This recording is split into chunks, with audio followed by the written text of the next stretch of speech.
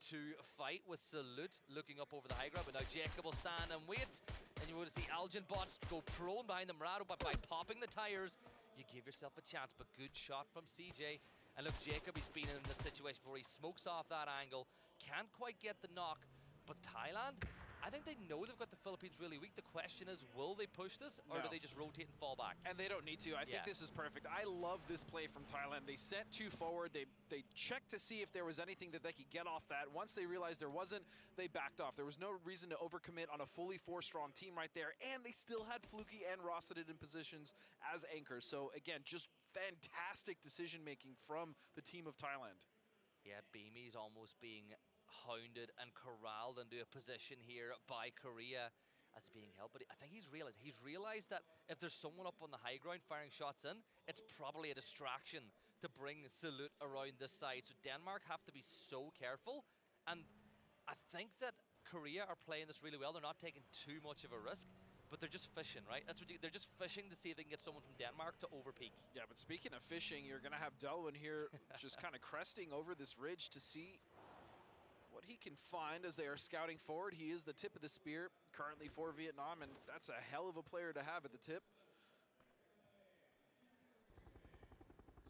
As Indonesia, look at them, just cruising into the circle. They'll be, the team's taking those E-pick up, and for them, they have a lot of options on the east, but I will say the west and the center of this circle are very heavily contested. Pretty much everyone is inside of the circle except for USA. Yeah, and they'll come into the north section. You know, that whole area around water treatment is pretty clear right now as they make their way in. Chinese Taipei, who played, I'll say it, they played a bit more aggressively than we saw in the survival stage yesterday. They picked up a bunch of kills. They weren't as present in the late game, though, because of it, and I feel like they're going to look, it's Leo's farewell tour. He wants to have as good an event as he possibly can.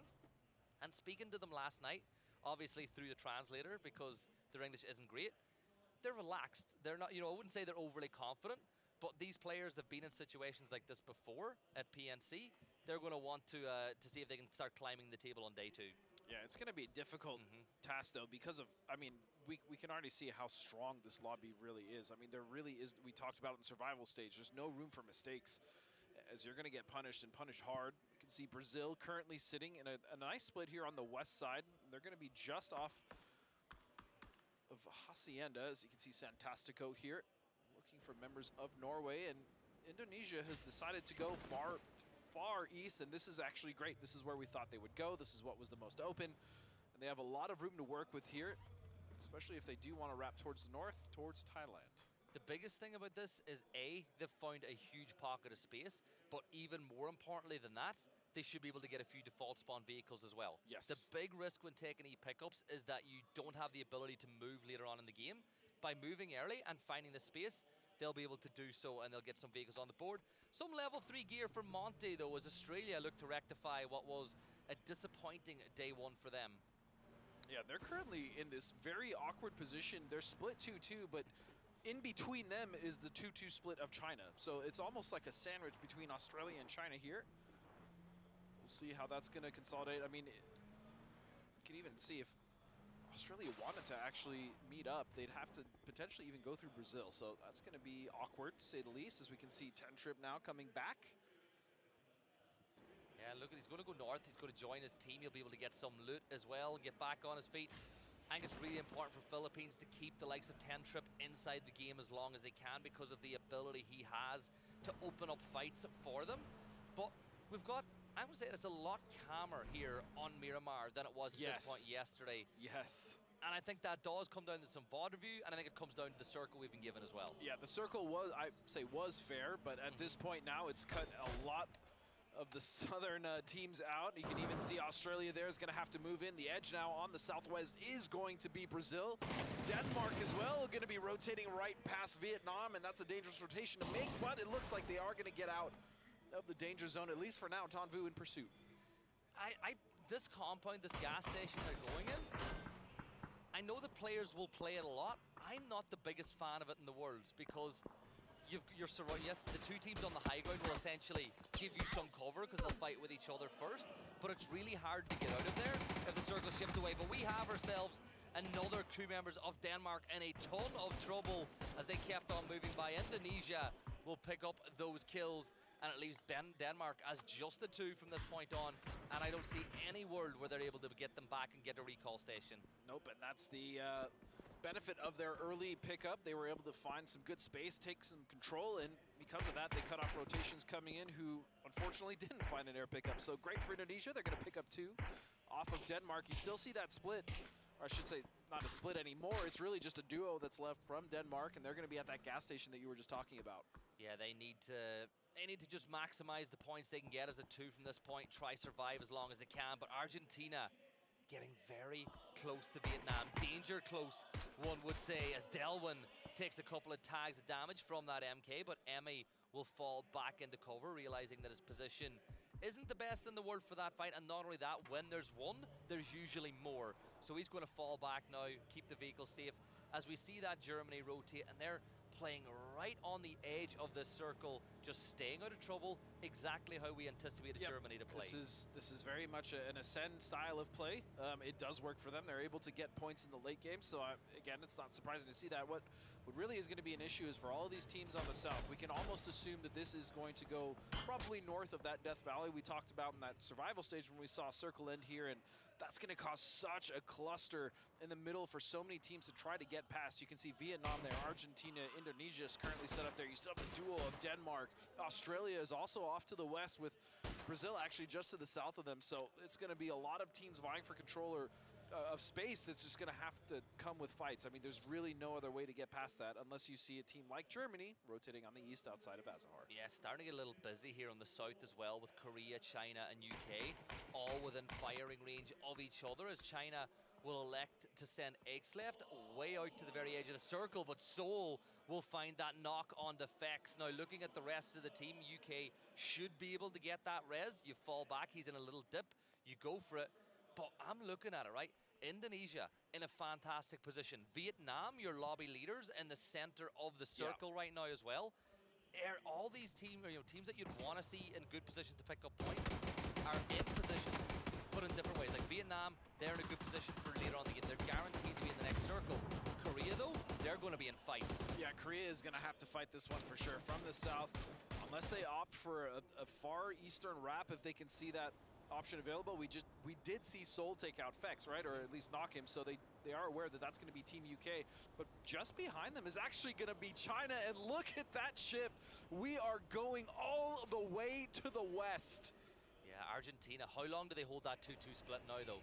Like, you've got a lot of ground. I'm happy either way. I like it if they play aggressive and keep it, but I also don't mind if they play a little bit passive and collapse. Well, I think what's going to happen as well is the teams around them might actually protect them from other teams crashing. Really, their biggest threat right now, I would say, is going to be Denmark's duo or Vietnam for whatever reason, but they're not going to leave that compound. They actually have a great position currently, so they actually might be able to hold that for quite a while, as we now see Korea getting onto the backside of the compound here of Norway.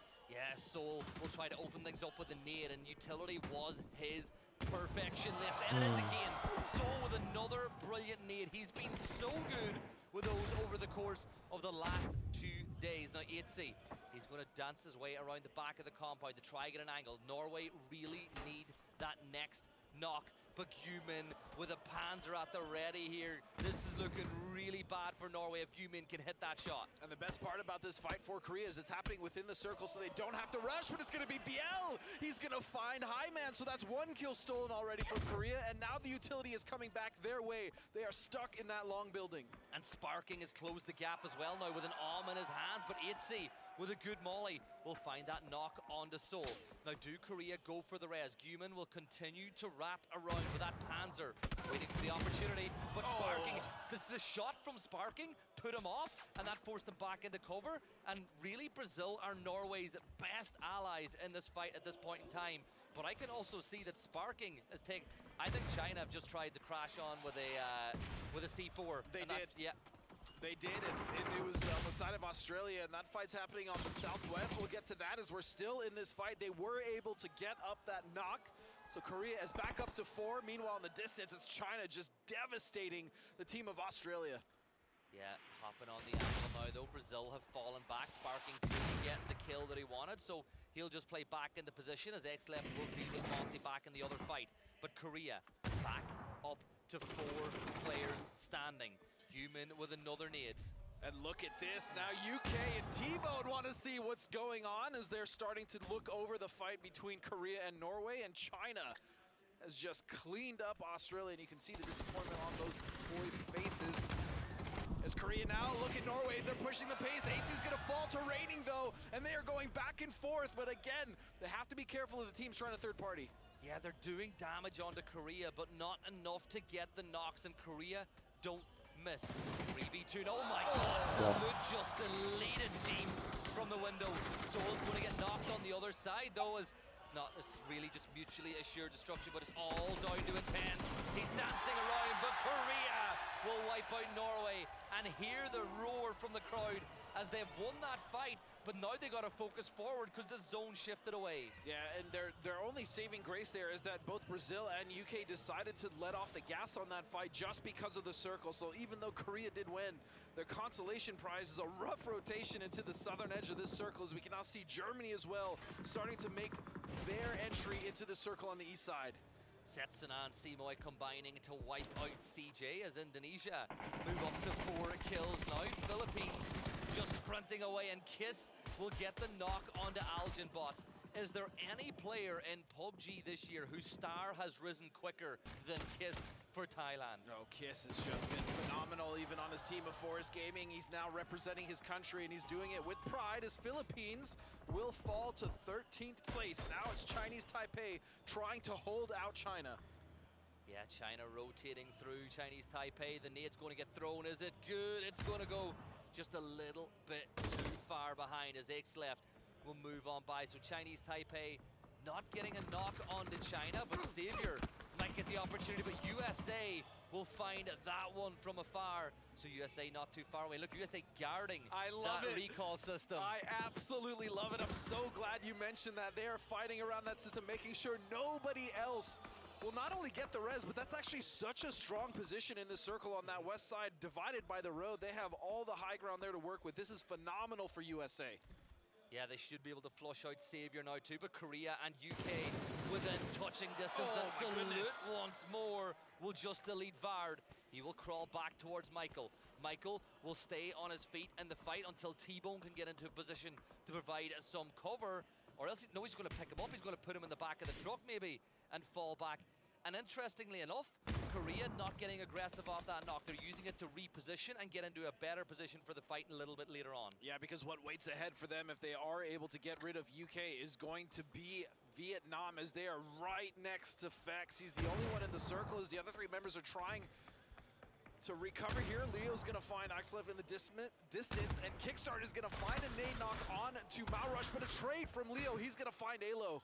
Yeah, quick double tap there from Leo. Gets the knock on to Alo as Shrimzy will do a little bit more damage. Savior still inside the shack. No BZs there to help him out as Brazil bring the fight. BL with a great nade on the little goes on. Hemas steps up, gets the knock on to Vard. And Vietnam now bringing the pressure to Team UK. Michael took a ton of damage, as it did Fex, but even more good nades. Tanvu gets another knock, and this should be a third. UK is in so much trouble. The last member is going to be T-Bone. He stretched out to fight Korea to make sure they weren't able to third-party this, but it doesn't even matter, as Vietnam is going to clean up what's left of the UK. It's just down to T-Bone. He will fall as well. And Vietnam get knocks on to Korea too, and this is huge for Vietnam. They can bring the fight to Korea now as the closest rivals and not worry about getting into the zone just yet. So keep an eye on that. Brazil did fall at the hands of China, and it looks like Argentina have extended out towards Korea now as well. And Argentina needs to get as aggressive as possible. They need these points, and they need to get rid of Korea and then push the fight towards Vietnam. But that is a tall order, as these are the lobby leaders currently. Savior gets a knock onto Alo as well, as Chinese Taipei doing serious damage onto the USA. Very serious. 3 members down now. They're trying to get a res, but Chinese Taipei fighting back. Argentina will have to go up against 2 members of Korea now. Rival will get the knock onto Salute. It's just 1 player standing. Human, the man of the tournament yesterday. Let's see if he can wrap around and get a brilliant spray transfer. DraftKings shuts him down, and Korea fall in 10th place. Well done by Argentina, but again, they have to deal with Vietnam. And as you stated, it was Chinese Taipei that ripped apart the USA. We didn't really get a chance to see it. USA is out, and Leo will pretty much single-handedly take them out, and a spray comes from Capitan, and he will find Delwyn. The retirement tour continues for Leo as they wipe out USA, but China are now focused that way as Leo will fall. But Argentina, they get the knock, they get a flush onto Vietnam, and now they're going to put more pressure. Well, actually, no, they're falling back. They're going to focus on getting into the circle. And I mean, look, let's give Denmark credit. Yeah, something to note, the duo of Denmark is still alive. It's Beanie and Ketter. They managed to slip all the chaos and find themselves some placement points here. As you can see, Zhao Wu and Left are the last two remaining for China, and they have a decent position here. Yeah, Denmark are going to send Ketter a little further away. He'll come under heavy pressure from Thailand as we look at Germany playing the edge of the circle. Wonder now if Teddy has got enough utility to throw this way. Oh, spray coming in now from Teddy. You said it yourself. He has been absolutely exquisite in this event so far. And that's not going to stop here as they're going to find Zerath. They're going to find the rest of Germany, and they're going to get eliminated. Yeah, Vietnam now, they've got two players inside the circle. Sololzi will join them in a few moments as well as they focus on getting in, but heavy pressure. Look at that, Indonesia with another knock and putting loads of pressure onto your lobby leader. So Vietnam, just two players long as we have a look at this nade from Zhao Wu. Great damage found with the nade, and he just keeps on. That's he got the insane. double. That's disgusting. That is absolutely disgusting, but I expect nothing less from Zhao Wu. He's insane. He's so good when he lives to the late game. Argentina, 4 players up for them. Thailand and Indonesia the same. So, my goodness. Argentina are happy. This is such a big opportunity for them, though, Gibson. They cannot squander this. It's very rare in a lobby like this, you're given position like this, and they worked for it, don't get me wrong, but they have to make sure that they are picking up and cleaning these kills, and they do not get backstabbed, more importantly, by China. Yeah, and Emi, he's the player that's keeping an eye on China to watch that rotate in. Everyone else full focus. Vietnam are loving this as well, because Argentina are putting long-range pressure on. As Simoy got knocked in Thailand, looked like they're pushing up to that, but Jacob, one good nade. Now you see it being thrown into the distance. Is he going to find a couple of knocks? He gets another knock onto Simoy. And Thailand, you got to push aggressive. There we go. Look, 2 members from Indonesia have fallen. And all these little fights are playing into the hands of the likes of Argentina, Denmark, and Vietnam, because Indonesia were 4 strong. Yeah, and I mean, this is even an opportunity for Vietnam to flex out if they realize too many members are not watching their edge. They can actually hold out Indonesia. That's an option for them. They are only 2. But it is an option nonetheless. You can see TD really the closest one to the circle now for Indonesia, as Thailand do have a corner of their compound still in. So I imagine they're going to take this northern ridge and start to really enact their control from there.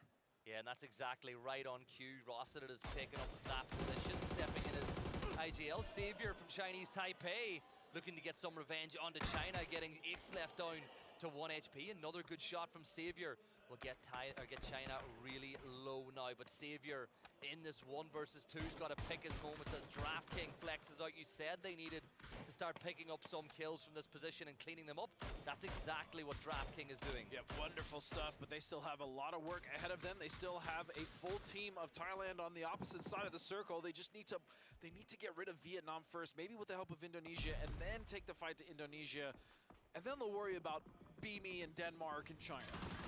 Yeah, China now full sending it into the circle to both players, just 1 shot away from falling as Zhao Wu will almost, he was just centimeters from safety as Chinese Taipei will fall to the blue, and Left, the last player standing. The vehicle's been completely immobilized, and so is Left. China are going to fall as Thailand pick up a couple more kills. 5 teams left alive. Argentina, the only team alongside Thailand with 4 players up, and Denmark have just been staying out of trouble. And we're just waiting to see what the circle does at this point. You can see Argentina are holding their ground strong. Beamy maybe coming over to take a peek and see what's happening. He does see Emmy. He's going to take some shots, but he's not going to find the mark. Meanwhile, it's going to be Thailand now that are starting to move and flex about to the east. As you can see, Denmark has been eliminated. I love this. The 2 teams that are 4 strong are on opposite sides of the circle as Kiss will pick up Trick. Another kill on the board, and that leaves just Teddy left standing for Indonesia. Vietnam just getting more and more points. 93 for them now. Teddy's feet are exposed, but Capitan will just prevent Kiss, at least for now, from getting that kill, because Argentina want to get that one of their own. 567 damage for Capitan as things stand. And look at that circle shift.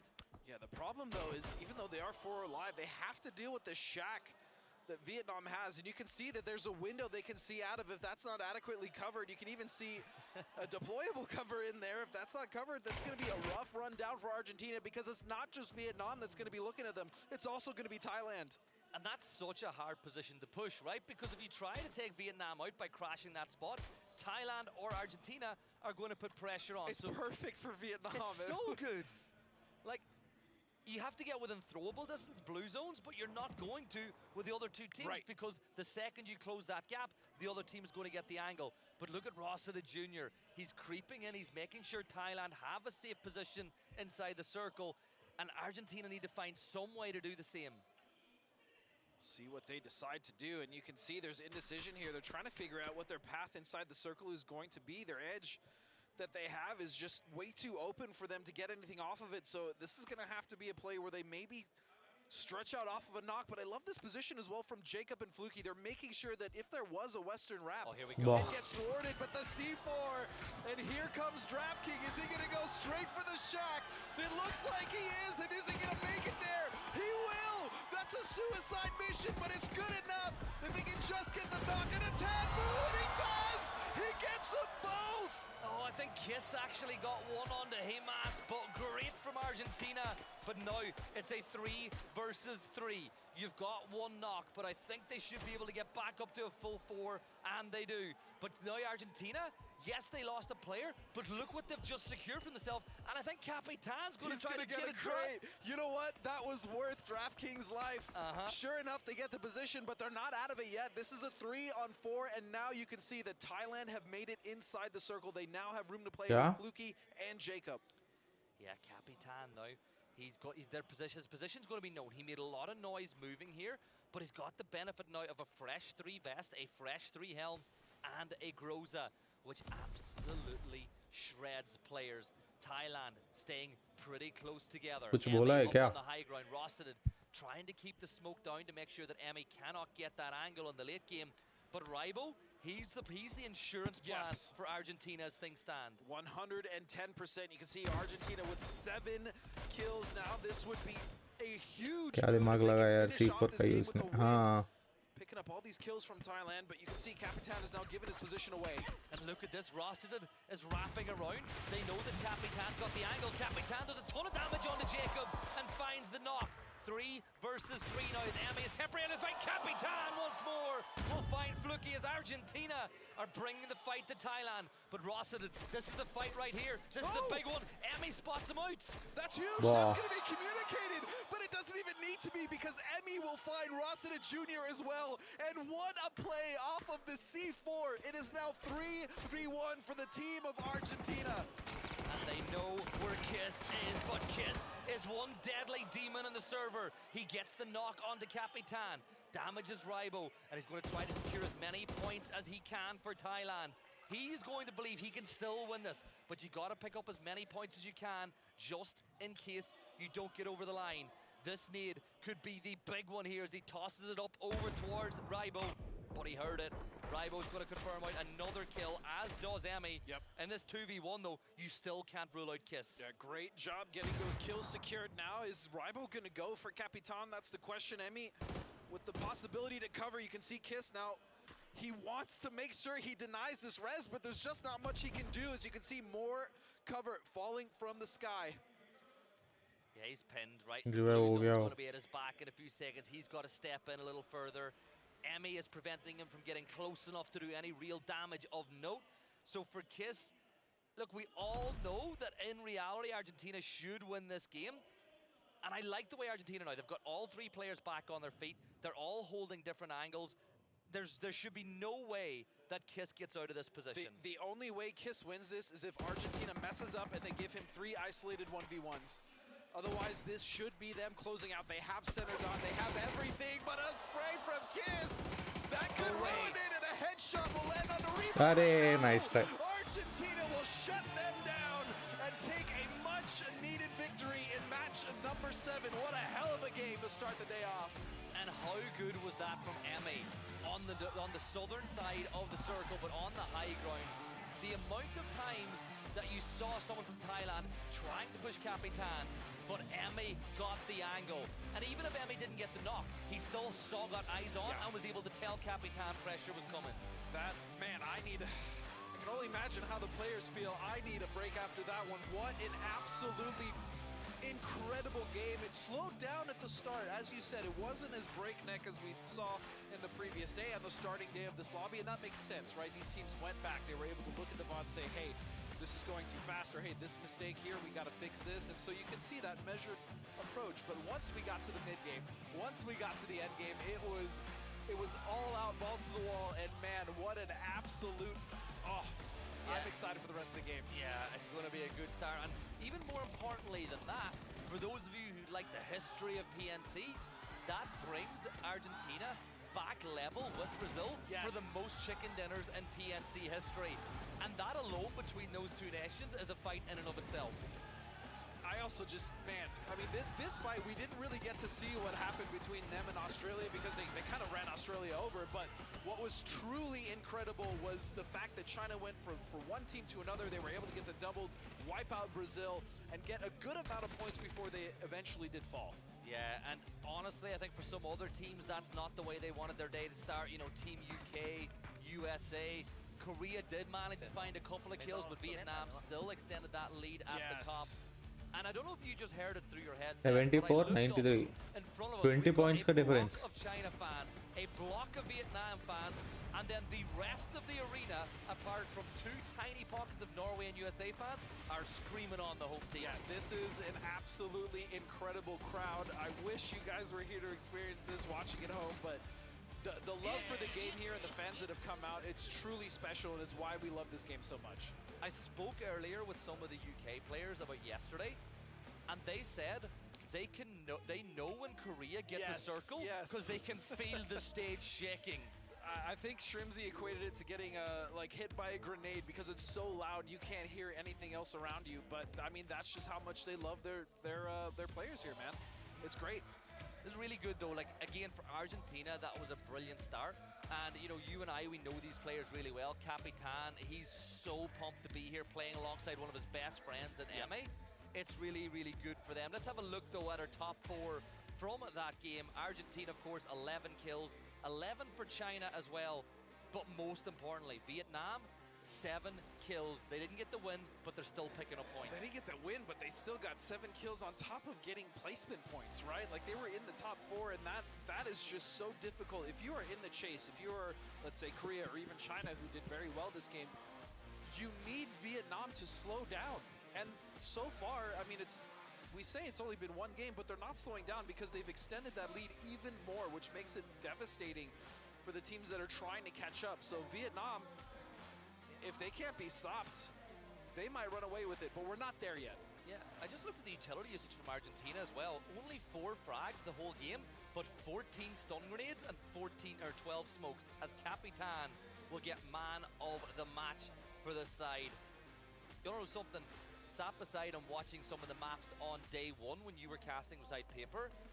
He was so locked in and excited because, you know, he's got 2 lands back to back now. He is feeling so good, and look at those damage numbers. Yeah, I mean, it speaks for himself, and he held such a crucial angle on the north side of that circle against Thailand that pretty much won them that fight. So great job for them. Now looking at the match leaderboard for that match, we can see 21 total points. The side of Argentina, again, that's going to be a massive boon, setting them up the leaderboard. China, 13 points, and it basically came off of kills. It was all kills for them. We saw them fight Brazil again. Australia in the beginning, they were just relentless. Yeah, only 1 point for Germany, USA, Australia, and Poland, which is not what they would have wanted, especially Germany playing that passive game and trying to get into the late game. But let's have a look at our overall leaderboard now. 95 points for Vietnam through 7 games. Korea, 21 points behind. But importantly for the Chinese fans, they have closed that gap to Korea now as well as they're hunting down that 2nd spot. Yeah, and we saw it with what happened to Poland. It was, again, the story of them getting मुझे लगता है top 4 का ही chance होगा. On the north side. That was a beautiful trap, by the way. 5th से नहीं होगा. Top 4 पे ही होगा जो भी win होना है. I absolutely love that. Top 4 पे भी बहुत मुश्किल है. So Philippines, 40 if points you're in this gap है. lobby, you just have to be very careful because if they are in your vicinity, you know you're ये about क्यों to नहीं win. खेल रहा है? Yeah, we're getting ready now to jump into the second game, and I am really pumped for this one. I wonder will the tempo be a little bit quicker, a little bit slower, as we see some of the fan signs in the crowd. As I said, it is crazy how many Chinese fans have traveled to this venue as well. They're making themselves known, and as I said, they're right in front of us. Like, I look up, Yeah. I just see them. You can see them, they're cheering on their favorite players, but I do want to go back to a point we brought up, and that's Germany. How long are they going to try to play this passive game? Because there's going to come a point where even if they do get to the end game, even if they accrue like maybe 10, 15 points into some of these games, making it there, it's not going to be enough because the leaderboard is on the left side is vastly climbing far beyond what you can get playing more passively. And we see teams trying to up the aggression. Because like, again, Chinese Taipei, we were talking about them in the survival stage, one of the most passive teams. They know how to get into the top 8. Yes. You know, they're not going to get 10 kills. They get like 4th place, क्या लगा 1 or 2 इसमें? kills, and they pick up points that way. But they're playing with more aggression over the course of the stage, and I like it. You know, it's Leo's farewell tour. Let's get something going for him. Get in there, get Yeah. involved, you know, just get in the mix, and that's exactly what they did. And they took we didn't see much of it, but they got rid of USA so quickly there while we were watching the fight between Korea and Vietnam.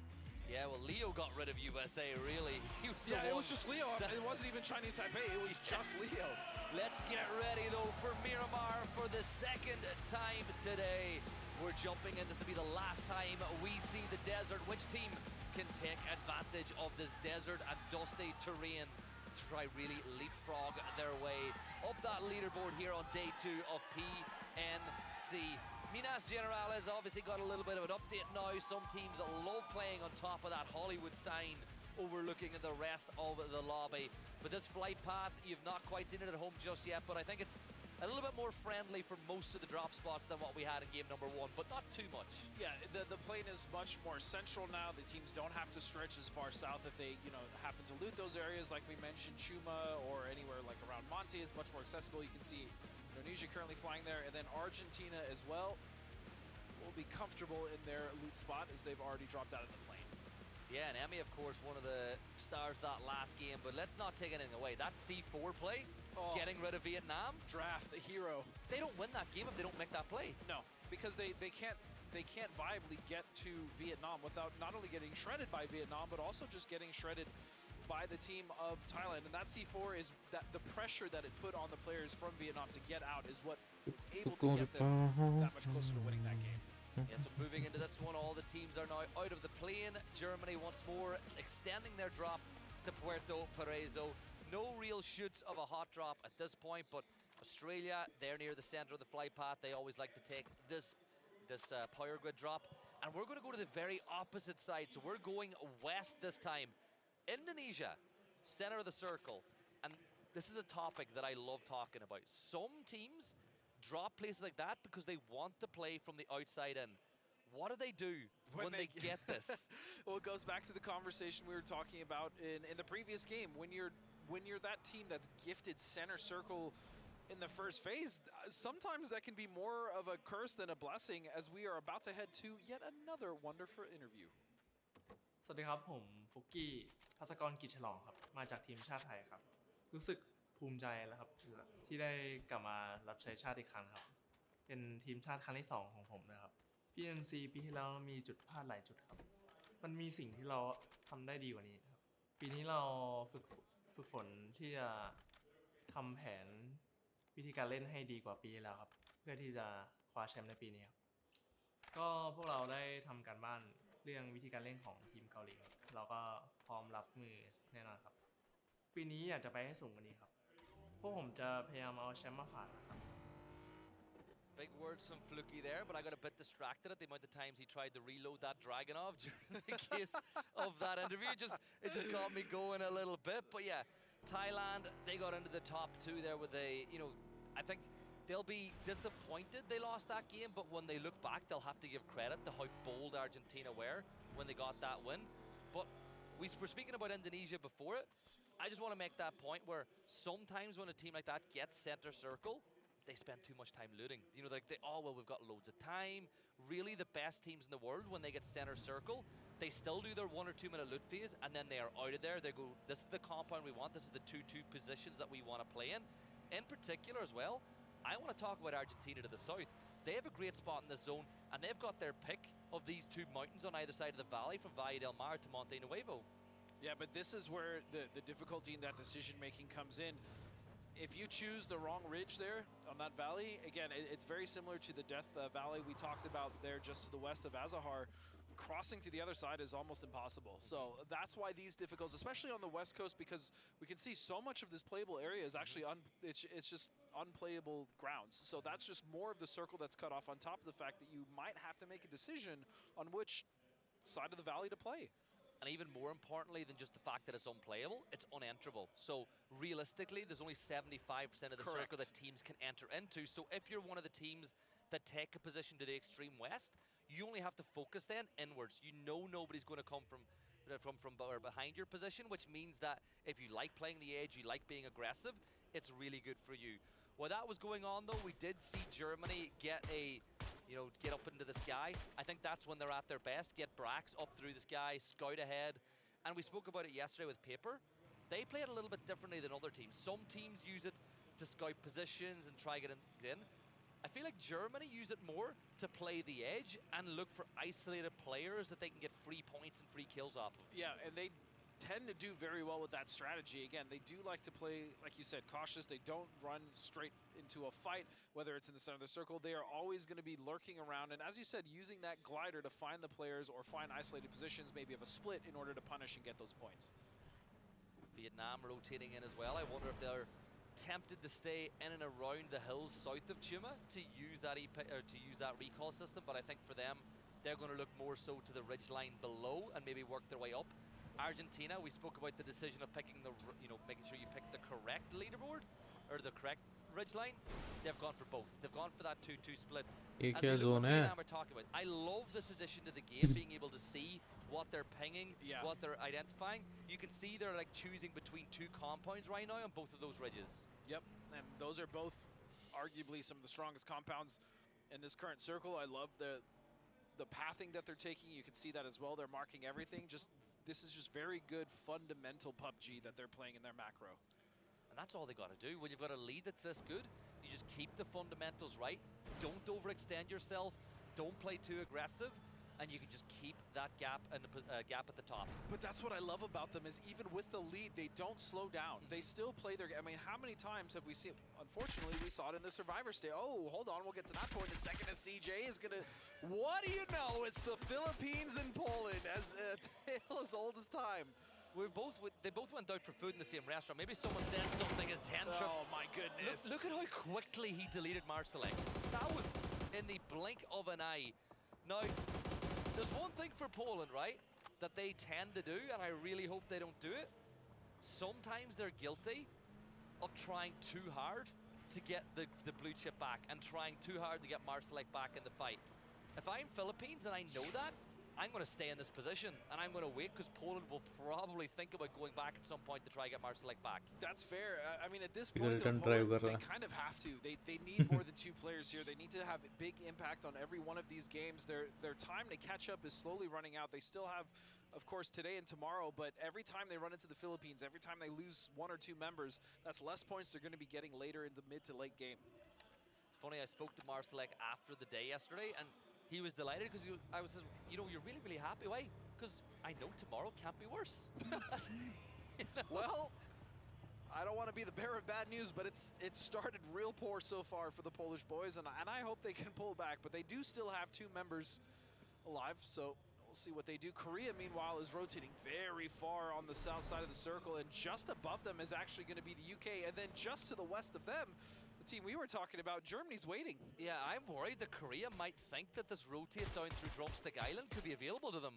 Germany have set up, and with Brax, this could be dangerous. Why would you expect a full team to still be there? That's the thing. That's what would really catch Korea off guard here. Yeah, because you're looking at it, you're thinking that this section of the map by Valle del Mar is going to have teams in it, so you go, oh, well, maybe we'll go. But thankfully, I think the fans watching the game would be glad to see that Korea have elected not to make that crossing.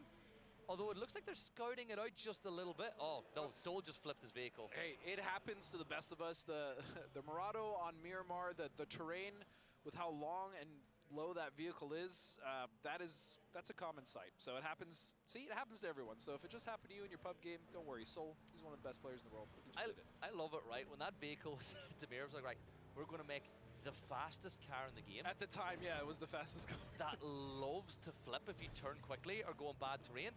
And we're going to put it on the And we're going to put it map. on, yeah, we're going to put it on Miramar. Oh, goodness. Imagine what this thing would be like on Erangel. It'd be a ton of fun, but Germany, they've set up that bridge camp. I think Mika, he'll have a look to make sure nobody's on the other side. We have the benefit of knowing it's completely safe as you make your way over. And at this point, Germany and Korea are the only teams that aren't ये area inside तो the पूरा अलग ही लग रहा है. Yeah, and you can see now Like Germany, though, they do Sanok. have that bridge. And I imagine they're going to see Korea rotating past them on the east. Especially with the position they've held. And they've opted to not even go into... They're still scouting it. They still think that someone might be in Valle de Mar. Yeah, and look, you know they're hyper cautious. This is the way that they play, so at some point they'll go over. Our observer is saying, hey, you know, they could zip line across. Don't. Anytime I've ever gotten a zip line, I've died. It's instant death. It's so much slower than you would think it would be when you actually use it, yeah. But look at this. Denmark are trying to time the C pickup perfectly with the zone closing, right? They're over by Power Grid. They're thinking this circle's going to be packed. There's so much unplayable ground to the west. Our safest bet might be the E pickup. So watch for the zone popping, because if it shifts towards them, they're going to stay put. But if it goes away, they're taken to the skies. You can see the circle. What is it going to do? What funkiness will we see? And it's going to be all the way down south.